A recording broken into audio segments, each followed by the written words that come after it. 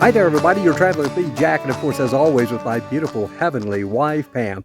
We're in north of Scottsdale, I should say, in the McDowell Sonoran Preserve area. An absolutely gorgeous place to visit and get out and hike. Hey, do you like those saguaro cactus? They're all over the place, along with lots of other greenery here. We're checking out the Gateway Loop Trail. My, oh my, is this a beauty. Takes you around historic McDowell Mountain. It's 4.5 miles, the loop is, but I will tell you, it's well worth the effort. Well, it might be a moderate hike is what we consider it.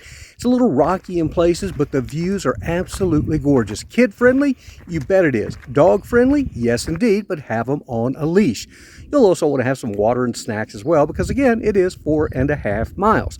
Now, keep in mind, summertime, there's no shade out here, but this is a November day. It's about 70 degrees. Could not be better. Wintertime, fall, and spring, absolutely a perfect time to check out the Gateway Loop Trail. As far as an elevation gain goes, a few hundred feet you'll go up, but again, it's not going to be too exhausting. Good news as well. They've got some facilities that are down at the base where the loop starts that are absolutely beautiful. Well maintained, flush restrooms, nice cover there if you want to have a little picnic lunch, and plenty of parking as well. So again, it's the Gateway Loop Trail located in the beautiful McDowell Sonoran Preserve area, North Scottsdale. Just put it in your GPS, you'll get here with absolutely no problem.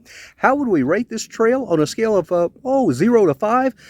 Well, a real healthy 4, almost a 5-star trail because it is so wonderful for the entire family.